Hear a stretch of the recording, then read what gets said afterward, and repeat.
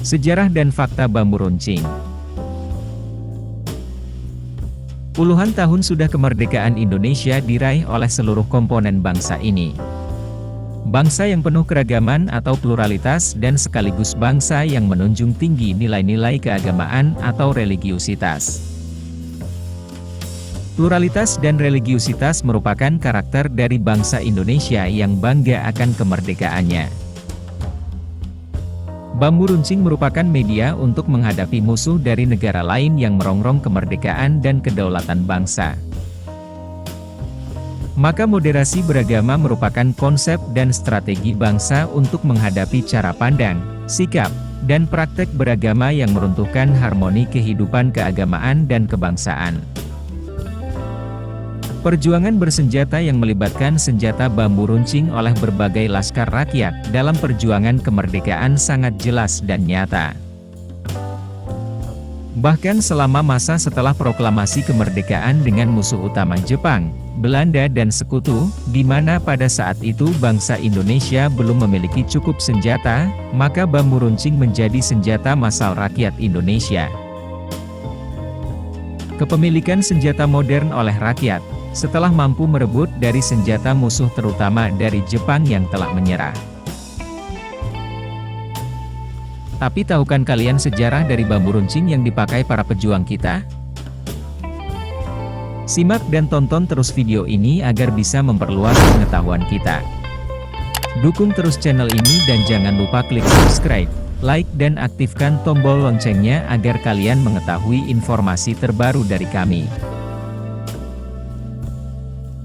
Diperkenalkan oleh Kiai Supchi asal Parakan.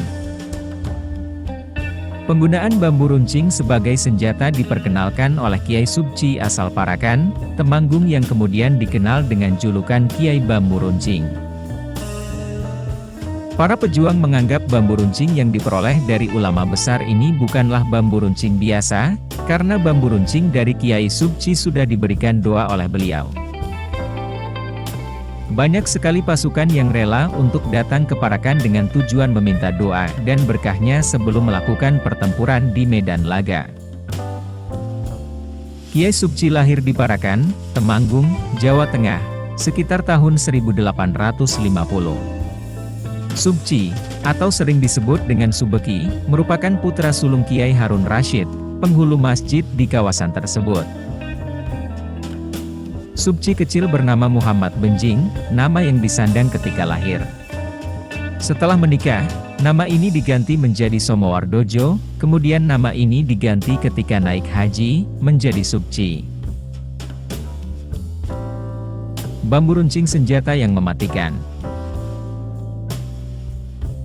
Efek luka yang ditimbulkan oleh bambu runcing sangat mematikan sehingga disetarakan oleh pisau jagat komando yang berasal dari Australia. Pisau jagat komando sendiri telah dilarang penggunaannya dalam perang karena efek yang ditimbulkannya. Dengan ujung bambu yang runcing, sehingga dapat merobek kulit musuh dengan cukup mudah. Senjata yang sangat ringan, kuat, dan ekonomis.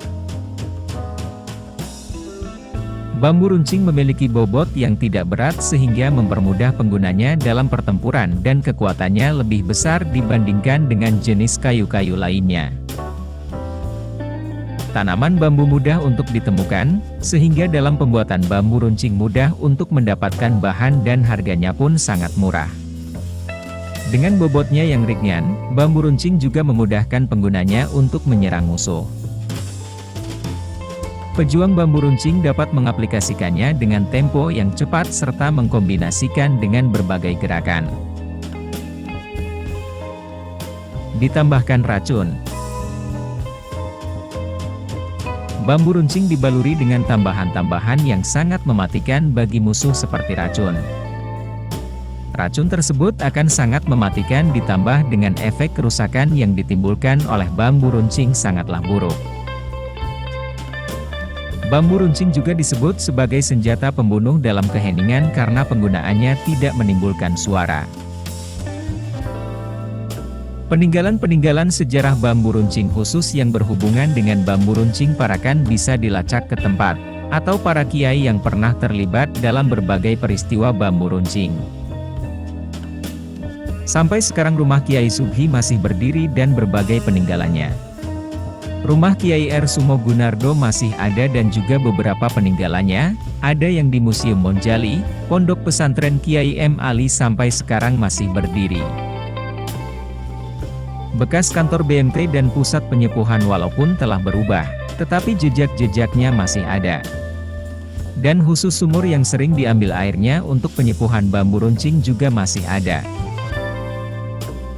Khusus di Temanggung bahkan tempat Kiai Manzur dikenal dengan Mujahidin, sampai sekarang menjadi pusat kegiatan tarekat.